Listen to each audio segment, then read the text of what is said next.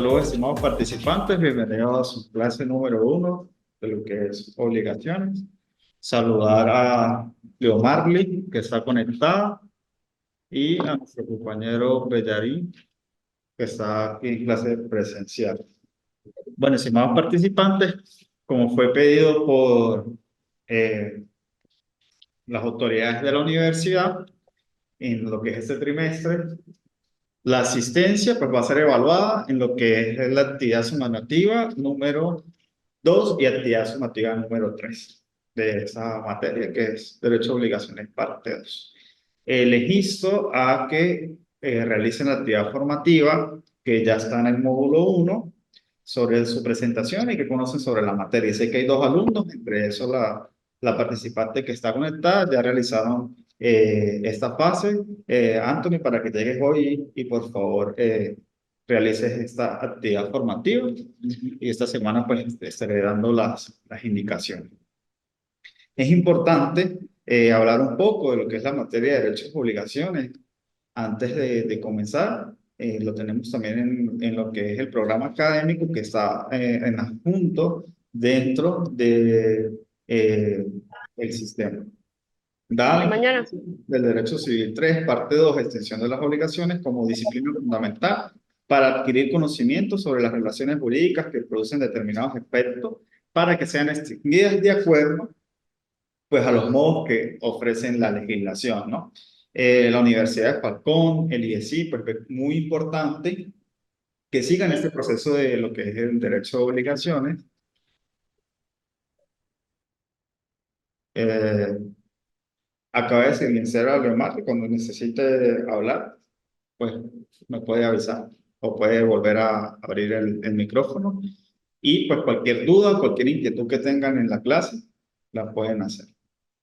El tema uno que vamos a tratar hoy es las obligaciones contractuales y lo que es el negocio jurídico, ¿sí? El negocio jurídico es el acto en virtud del cual un sujeto regula sus propios intereses en las relaciones con otros, con sujeción a las normas que establece el ordenamiento jurídico, en este caso positivo, para disponer de determinados efectos típicos. La teoría general del contrato, esta teoría la vamos a encontrar en el artículo 1133 de lo que es el Código Civil. Dice, el contrato es una convención entre dos o más personas para construir o constituir, reglar, transmitir, modificar o extinguir entre ellas un vínculo jurídico.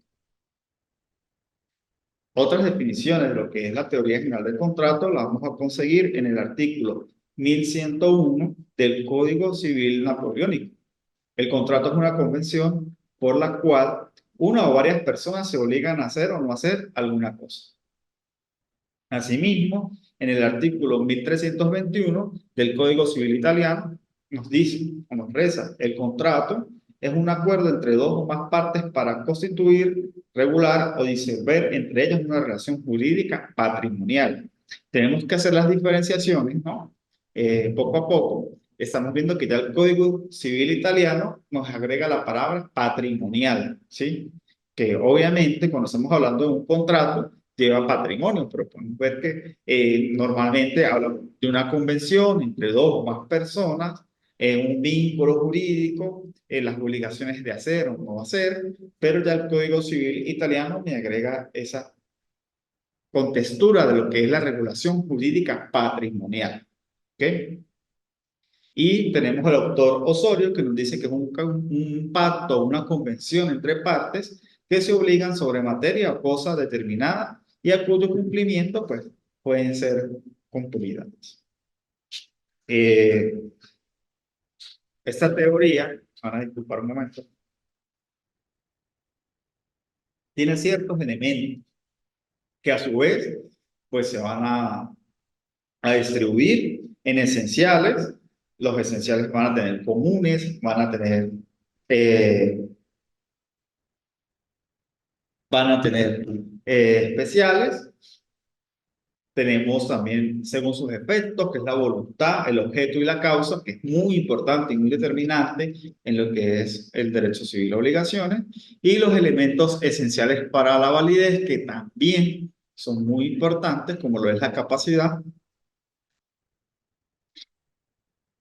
y en el consentimiento. Cuando hablamos de los elementos estructurales esenciales, tenemos los comunes, que es la voluntad, el objeto y causa. Los especiales son las reales, que son las cosas, y los formales. Y tenemos los especialistas, es especialísimo, que es para un contrato determinado. Por ejemplo, una compraventa de un vehículo. Entonces, ese especialísimo me va a acentuar cuál es el precio de ese vehículo. Hablamos de $3.500, por ejemplo. Esenciales, vuelvo y repito, entran en comunes como voluntad, objeto, causa, entran en especiales siendo reales o formales y especialísimos, la última característica de estos elementos. Cuando hablamos según sus efectos, vamos a hablar de lo que es la voluntad. Si falta alguno de estos requisitos, el contrato estará viciado de nulidad absoluta y va a proceder de oficio, porque la voluntad que se transmite para realizar dicho contrato es muy importante, estimados participantes. Si no hay voluntad de hacerlo, si hay un temor de hacerlo, eso va a tener un vicio, que lo vamos a ver más adelante. Se produce cuando se han violado normas interpretativas o prohibitivas que lesionen el orden público o las buenas costumbres, por eso cualquier persona puede oponer. El objeto, realmente, pues, debe ser un objeto que exista y la causa la vamos a tratar más adelante. Tenemos varios tipos de causas y están entre las últimas láminas. Cuando hablamos de los elementos esenciales para la validez del contrato, tenemos la capacidad. Ese es el artículo 18 del Código Civil que me reza que una persona es capaz una vez cumple 18 años, que se entiende que es la mayoría de edad, ¿no? La capacidad en el consentimiento, si falta algunos de estos requisitos, el contrato estará viciado de nulidad relativa, es decir, puede haber anulabilidad, la posibilidad de que el contrato sea anulado por violación al interés particular de una de las partes, y estas sí pueden ser subsanadas, a diferencia de lo que es el efecto, por según sus efectos. Aquí sí hay una subsanación, allá procede de oficio, donde no hay efecto alguno, ¿no? Eh, Solo la parte afectada por la ausencia de alguno de estos requisitos, es decir, el incapaz. ¿Quién es una persona incapaz? Bueno, un menor de 18 años o una persona que, pues, sea enajenada mental. Pueden oponerlo. Aquí tenemos la clasificación general del contrato. Tenemos, según las partes obligadas, en unilateral o bilateral. Según el fin perseguido, puede ser oneroso o gratuito. Y por último, según su carácter, preparatorios, principales y accesorios. Cuando nosotros hablamos de un contrato unilateral, hace surgir obligaciones para una sola de las partes. Esto lo encontramos en el artículo 1134 del Código Civil. Aunque se requiere del consentimiento de las dos partes, una sola parte, que es deudor, y la otra acreedor. Por ejemplo, estaríamos hablando de una donación. ¿Sí? ¿Quién se obliga? Bueno, la persona que quiere donar, ¿sí? Ella se obliga a entregar este vaso de agua, por ejemplo. Y la otra persona que recibe, pues no tiene ninguna obligación, solamente va a recibir. Este también, aunque es un contrato unilateral, si hablamos de lo que es donación, pues es un contrato que también es gratuito. Porque no va a haber, no existe, no es que no va a haber, no existe una contraprestación para este contrato unilateral. Cuando hablamos de un contrato bilateral o sinagmático, hace surgir obligaciones para ambas partes. Esto está regulado también en el artículo 134, dice, palabras más, palabras menos. El contrato es bilateral cuando las partes se obligan recíprocamente. Por ejemplo, una compraventa, el vendedor no solamente se obliga a transmitir la propiedad de la cosa, sino que el comprador se va a obligar a pagar por esa cosa. Entonces, de una vez aquí hablando, según las partes obligadas, vemos que el contrato bilateral es oneroso, a su vez, porque existe una contraprestación. ¿Hasta el momento existe alguna duda? Anthony me dice por aquí que no. La participante Leoani, No, perfecto. Cuando hablamos según el fin perseguido, pues ya hablamos de los contratos que son onerosos. Obviamente son aquellos en los cuales las partes procuran tener una ventaja mediante un equivalente, una contraprestación, normalmente de tipo monetario, y eso también está alusivo en el artículo 135, el cual dicta palabras más, palabras menos, que el contrato es a título oneroso cuando cada una de las partes trata de procurarse una ventaja mediante un equivalente. ¿Cuál es esa ventaja? Bueno, si yo le voy a comprar el carro a una persona, pues yo tengo que despojarme del dinero y esa persona tiene que despojarse del auto. Cada uno tiene una ventaja. La ventaja es que yo voy a andar en el carro ahora, no voy a estar en buseta, y la ventaja de la persona que me está vendiendo, del vendedor, es que va a recibir una contraprestación económica. Cuando hablamos de los contratos gratuitos, son aquellos en los cuales uno de los contratantes le proporciona a otro una ventaja sin ningún equivalente alguno. Eso también está regulado en el artículo 1135 y pues estamos hablando de una donación o también se podría dar como ejemplo un contrato mutuo, por ejemplo, también podría ser. O sea, es una beneficencia, hay un desinterés, una de las partes procura una prestación, pero a beneficio de otra, pero sin empobrecerse ella misma, ¿no? Eso es lo importante también de los contratos gratuitos. Yo le voy a donar este vaso de agua porque yo no lo necesito y sé que esa persona lo necesita de manera más recurrente. El comodato también podría ser uno de los ejemplos aquí en lo que es los contratos gratuitos. El comodante, por cortesía o deber moral, da un préstamo gratuito a la otra persona para que éste se sirva de ella sin recibirle, sin exigirle, perdón, una retribución alguna. Los contratos gratuitos por su esencia, la donación y el comodato, son contratos gratuitos porque no hace falta una circunstancia ni algo que se vaya a transformar en otro tipo de contrato. Simplemente hay una voluntad de yo querer ayudar a la persona. ¿Ok? Según su carácter, tenemos los preparatorios, los principales y los contratos accesorios. Los preparatorios tienen por objeto crear un Estado de Derecho que pueda servir de base o fundamento a la celebración de otros contratos que sean luego posteriores, como un mandato. Los principales cumplen por sí mismos un fin contractual propio, sin tener relación alguna con otros contratos. Un arrendamiento, por ejemplo, es un contrato principal. Y un contrato accesorio se realiza para garantizar un contrato distinto o una obligación nacida de otra fuente, como lo es el hecho ilícito o el pago de lo indebido. No existen para cumplir un contrato principal. Su existencia depende de un contrato principal, pero estos no nacen de un contrato principal, nacen de, perdón, ahí me equivoqué. Ellos no nacen por un contrato principal, pero al realizar un hecho derivado de ese contrato principal, nace el accesorio, como lo es un hecho ilícito. ¿Ok?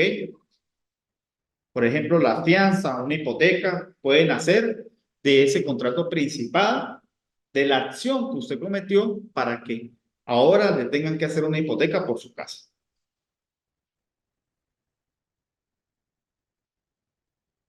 La manifestación de la voluntad. Como les venía explicando a lo largo de esta clase, la capacidad es la medida de la aptitud para ser titular de derechos y obligaciones. Tenemos la capacidad jurídica, legal o de goce, que es la medida de la aptitud para ser titular de derechos y obligaciones, y la de obrar, que es la medida de la aptitud para proceder a efectos jurídicos válidos mediante actos de propia voluntad. La capacidad contractual o negocial es la medida de la actitud para realizar por la propia voluntad negocios jurídicos que afecten los propios intereses. La capacidad es la regla y la incapacidad es la excepción. En principio, toda persona se reputa como capaz, salvo en los casos establecidos en la ley, ¿no? Como es la incapacidad, la cual debe ser expresamente señalada por el legislador, no pudiendo inducirse de situaciones de que el juez tenga que establecer, ¿será que sí es incapaz? ¿Será que sí es capaz? No, debe estar expresamente establecido en la ley y pueden contratar todas las personas que no estuvieran declaradas incapaces por la ley. De eso tengo una anécdota muy curiosa, porque cuando ustedes ejerzan, estimados participantes, por lo menos en una compraventa de una casa, en el registro inmobiliario, cuando uno está realizando el trámite y la persona es mayor de 60, 65, 70 años, el registro te obliga, que no está establecido en ninguna ley, a llevar una carta de un especialista para saber si esa persona de 80, 85, 75, 70 años tiene la capacidad para vender. Y uno dice, oye, pero ¿dónde se refleja esto en la ley?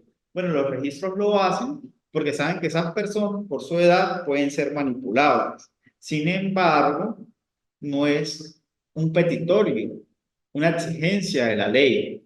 Simplemente los registros están realizando esto para cuidarse las espaldas de que la persona efectivamente tenga esa voluntad de vender su casa. Y sucede más cuando esa madre de 75 años se lo quiere vender a su hija de 40, pero existen 5 hermanos más. Entonces, obviamente, el abogado o nosotros como abogados debemos actuar por buena fe. Sin embargo, pues también uno prende esa chispa de abogado y dice, oye, pero ¿por qué esa madre de 75 años le quiere vender a su hija de 40? ¿Y dónde están los otros hermanos? ¿Qué va a pasar con ellos? Y luego eso puede proceder en una demanda hacia el registro inmobiliario por haber pues aceptado la venta de esta casa. Volviendo al tema que nos atañe, debe ser señalada expresamente por el legislador, no pudiendo inducirse de situaciones o casos no manifestados por el ordenamiento jurídico positivo. El artículo 1143 pueden contratar todas las personas que no estuvieran declaradas incapaces por la ley. ¿Quién es el incapaz? Ya lo mencioné hace un poco. Todos los menores de edad son incapaces y todas las personas que sean declaradas enajenadas mentales. Las disposiciones legales que establecen la incapacidad contractual de determinadas personas son de interpretación restrictiva, no pudiendo extenderse su aplicación por vía analógica a otras personas no declaradas expresamente como incapaces por la ley, ni a situaciones no contempladas expresamente en esta. Eso lo que quiere decir es que un juez no puede establecer, en un juzgado si una persona es capaz o incapaz. Esto lo hace estrictamente la ley. La capacidad es esa medida, esa actitud que tenemos nosotros para poder negociar. Cada uno de los que estamos aquí podemos negociar, podemos obrar, podemos hacer compraventa. Pero hay personas que no tienen lucidez, hay personas que lamentablemente sufren alguna enfermedad, algún padecimiento que no los deja contratar. Asimismo pasa con un menor de edad. Es increíble los casos de actualmente que hay en San Cristóbal de préstamos de dinero a menores de edad y entonces cuando los menores de edad no pagan, la persona ignorante de las leyes se dirige al Ministerio Público a denunciar al menor de edad. Es una ignorancia plena, total, porque usted no puede, como mayor de edad, no debe en ningún momento, pues, celebrar un contrato con una persona menor de edad. Un menor de edad no tiene capacidad jurídica para responder. ¿Ok? Bien, las formas de manifestar la voluntad. La voluntad es el acto unilateral subjetivo que nace desde nuestro interior y que pues, posteriormente se va a manifestar. ¿Cuál es esa voluntad? Bueno, yo quiero una casa roja y si la casa no está pintada de roja, pues no hay mi voluntad de comprarla, porque yo quiero una casa roja. que posteriormente en una casa que está pintada de negra la pinten en rojo para vendérmela, bueno, ahí está mi voluntad. ¿Se entiende el ejemplo, no? O sea, yo puedo ver una casa negra, puedo ver una casa azul, pero mi voluntad es que yo quiero una casa roja y no quiero yo pintarla, quiero que cuando yo la vaya a comprar sea una casa roja. Esa es la voluntad que nace desde adentro de qué es lo que yo quiero, cuál es mi sentir para yo hacer una compra-venta, para yo realizar un contrato. Ahora bien, el consentimiento en accesión restringida es el acto unilateral de cada parte que se adhiere a la manifestación de voluntad de la otra parte sin que exista integración de voluntades. Y la excepción técnica es que está integrado por lo menos de dos voluntades que libremente emitidas y comunicadas, perdón, entre las partes se integran y combinan o se complementan recíprocamente. Eso está en el artículo 1141. Entonces, ese consentimiento nace de mi voluntad, yo quiero una casa roja, entonces la otra persona la pinta de rojo para que haya ese consentimiento para poder contratar. Y todo lo que es contra el principio de autonomía de la voluntad, lo vamos a encontrar en el artículo 1159. Los contratos tienen fuerza de ley entre las partes. Es muy importante indicarles en este momento que esa voluntad y el consentimiento siempre deben estar por escrito. ¿Sí? El papel lo soporta todo. Porque una cosa es lo que yo pueda manifestar hoy. Bueno, yo quiero una casa roja y nos comprometemos. Entonces, el vendedor me va a buscar una casa roja y yo quiero una, pero no dejamos nada por escrito. Mañana, mi voluntad es que yo quiero una casa negra. Y entonces viene el vendedor con la casa roja. Todo debe quedar por escrito porque lo que está escrito, el papel lo soporta todo. Lo que es la voluntad de forma verbal no se puede demandar en ninguna forma, de ninguna forma ante ningún juez porque no hay prueba suficiente de ello. Es importante también decirles en este momento que hay sentencias de noviembre de 2023, quedó pendiente de darles el número porque no lo recuerdo ahorita bien, donde ya todo lo que se manifieste a través de mensajería de redes sociales puede oponerse en juicio como prueba documental. Entonces es muy importante cómo ha avanzado la tecnología y que cuando usted le escribe a una persona que por lo menos a los agentes inmobiliarios que venden casa, usted va a comprar esa casa y luego usted retira lo dicho, ya ha procedido a demandar a personas por esto y quedan todos los mensajes de WhatsApp como pruebas fundamentales. Entonces hay que tener mucho cuidado porque ahora hasta por los contratos que se realizan en redes sociales, la mensajería de texto de WhatsApp puede ser prueba fundamental dentro de una demanda o una denuncia. Los vicios del consentimiento. Cuando hablamos de los vicios de consentimiento, tenemos lo que es el error, el dolo y la violencia. El error pues, consiste en una falsa apreciación de la realidad, en crear lo falso y lo verdadero como falso. Ojo, no toda equivocación tiene consecuencias sobre la eficacia de un contrato. Tenemos los efectos del dolo, que es la nulidad relativa del contrato, y la indemnización de daños y perjuicios. La nulidad relativa nos habla de contrato celebrado por error de una de las partes. Puede ser declarado nulo a petición de la parte que incurre en el error y la declaratoria de nulidad por error no tiene justificación alguna cuando la parte contraria subsana el error. La persona que presenta la acción deja de tener interés legítimo en ella, basta con que el demandado ofrezca subsanar el error. Seguimos con la casa roja. Yo quiero una casa roja y el vendedor me dice, sí, profe Jason, la casa es roja. Tranquilo, tenga la plena seguridad. Yo, ok, yo confío en usted. Hacemos el contrato. Yo como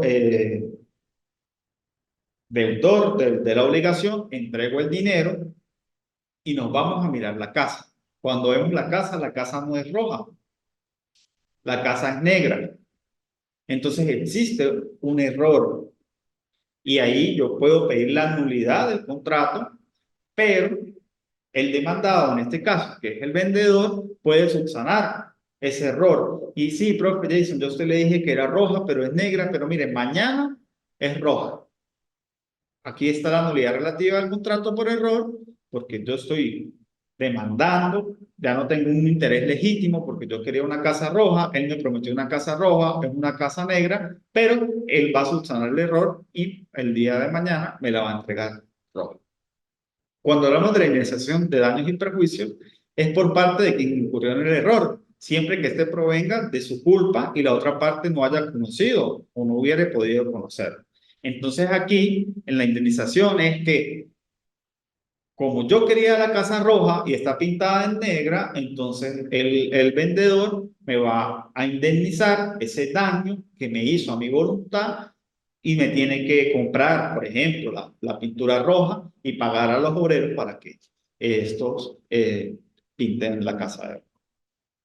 ¿Hasta ahora hay alguna pregunta? O sea, perdón, disculpe, ¿no? Todo es una expectativa de todo como la persona, una de las partes quiere la casa, o sea, depende de las condiciones, la estructura, la justificación, todo ese tipo de condiciones que establezcan en el contrato. Y normalmente eso se establece siempre en el contrato. Si usted alguna vez ha leído una compraventa de una casa, ahí especifican los metros cuadrados, la sala, el comedor, cuántos baños tiene, pero en la premura del vendedor de vender la casa, él puede cometer un Hay error. una distinción de obligación. Exacto. Entonces, como yo quiero vender la casa y él está interesado, yo le voy a decir que está pintada en rojo, pero no es la realidad. Hay un Está pintada. desinterés. Entonces, ahí nace el desinterés del comprador, porque el comprador la quería roja.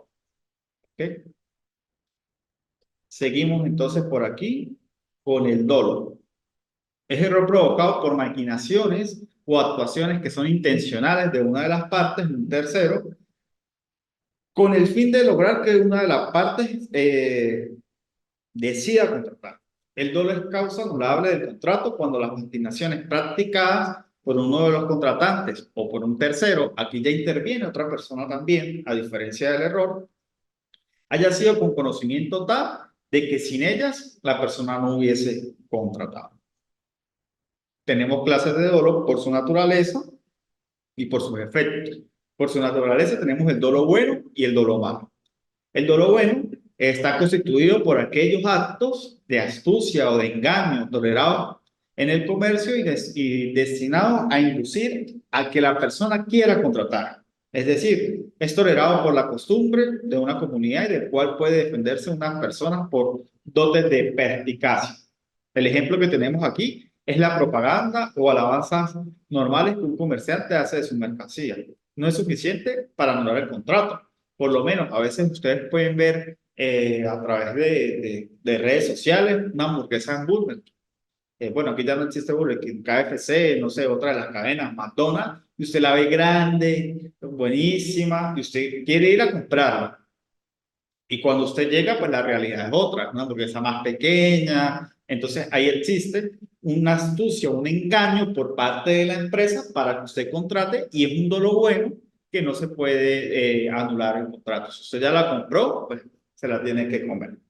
Y el dolo malo es el constituido por artificios, engaños capaces de impresionar a un hombre prudente. Ejemplo, el vendedor que entrega a un comprador un certificado falso acerca de la autoría de un cuadro. Eso sí produce la anulabilidad del contrato, porque el vendedor ya sabe que está haciendo algo falso, algo en contra de la ley y sin embargo procede. Ya cuando el comprador revisa, le pregunta a una persona que si sabe del tema, se da cuenta que ese registro fue totalmente falso.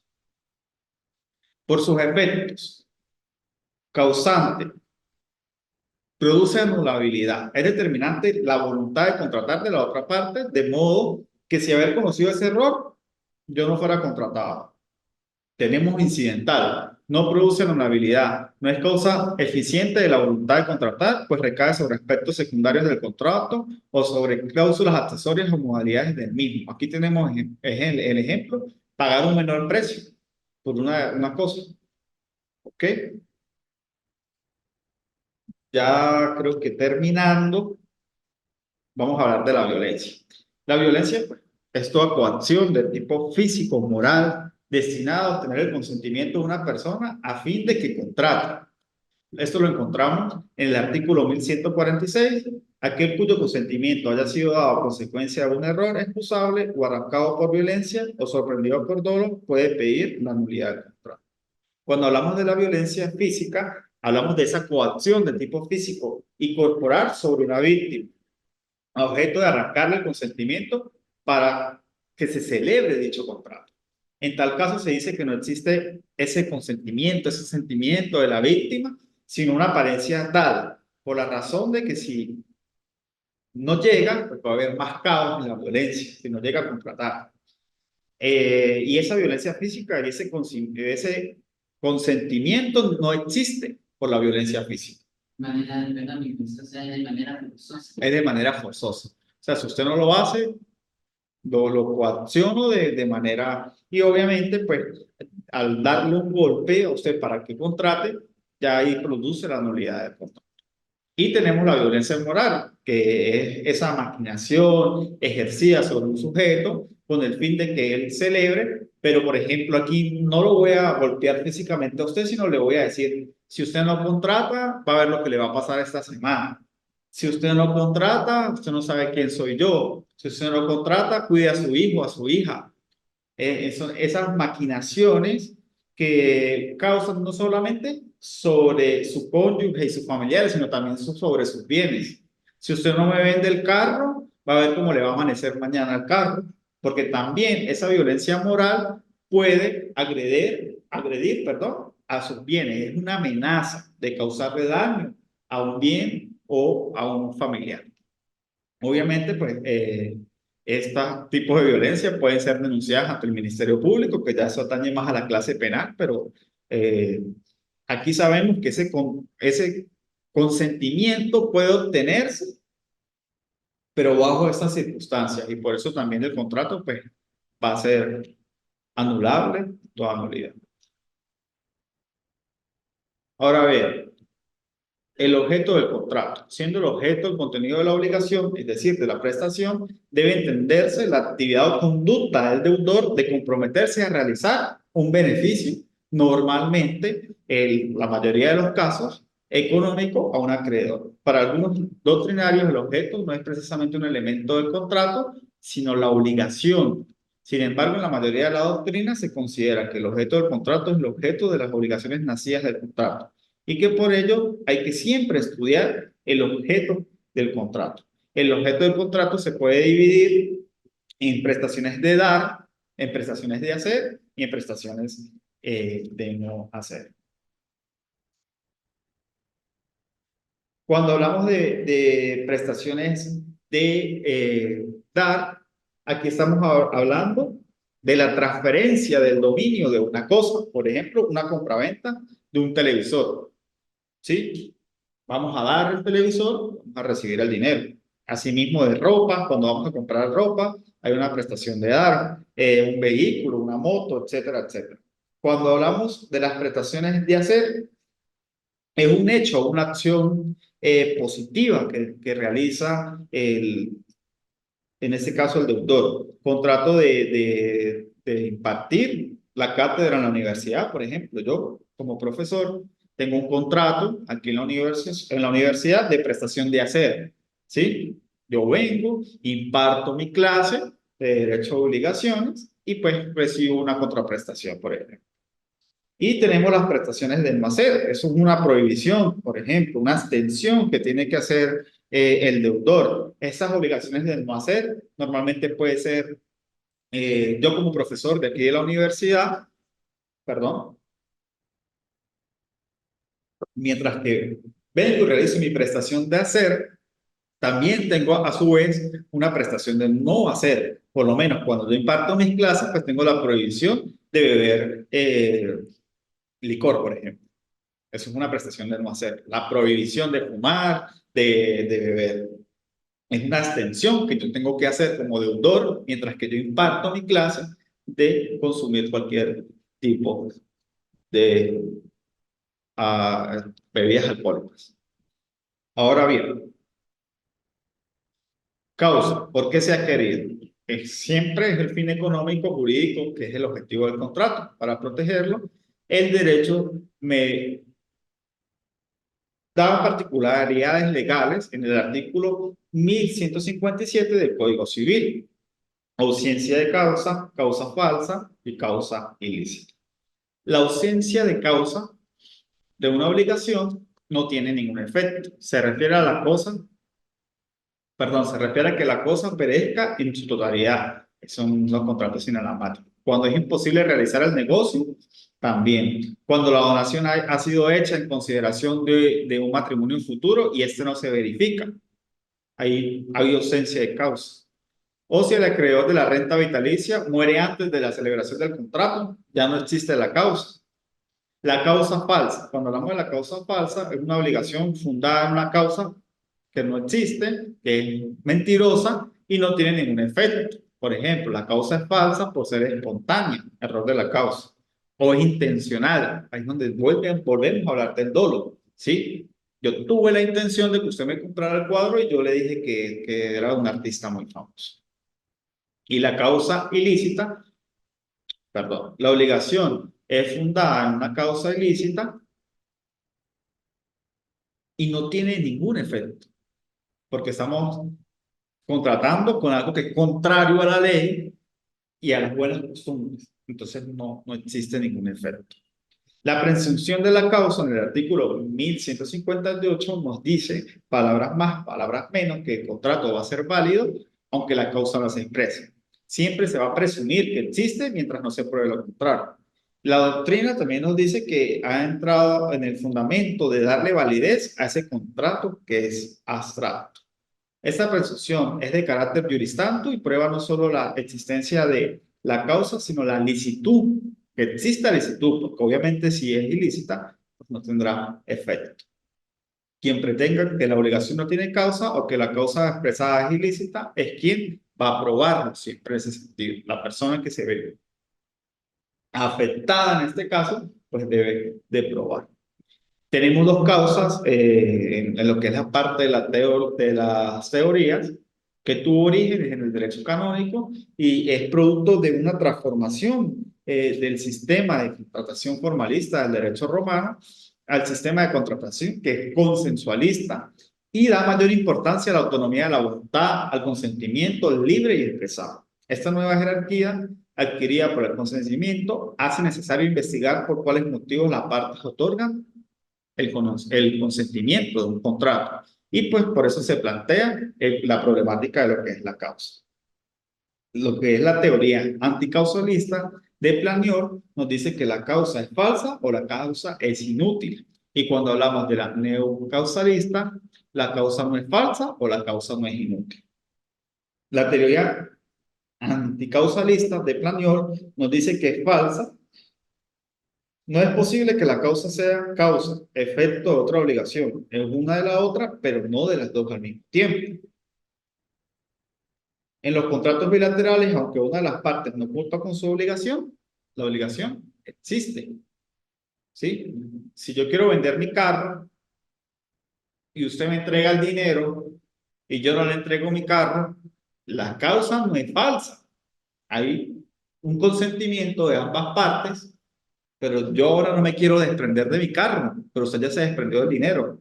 Entonces, exacto. ¿Ve? Entonces existe.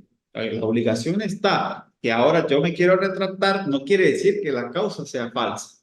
Perfecto. En los contratos reales, la causa no puede ser previa a la entrega de la cosa, porque se altera el concepto de causa, confundiéndose esta con el hecho generador del contrato. Ya para culminar rápidamente, tenemos la teoría neocausalista, la causa no es falsa o la causa no es inútil. Ya vale, ya cerraste este micrófono, gracias. Ok, la teoría neocausalista de Capital reconstruyó los fundamentos de la teoría clásica a través de lo que es la Revolución Francesa, ¿no? Y pues considera la causa como un elemento que es inherente a la obligación, más no al contrato. Ojo ahí. Distinción, el fin inmediato es la causa y el fin inmediato son los motivos psicológicos variables. Se diferencian porque la causa es conocida por la otra parte, pero los motivos no, ¿sí? La causa, pues, la obligación, pero ¿por qué yo quiero esa casa roja? No la tiene que saber el comprador, por ejemplo. La causa no es falsa en los contratos bilaterales porque la causa o la obligación es una de las partes, no la obligación de la otra, sino el cumplimiento de la obligación de la parte.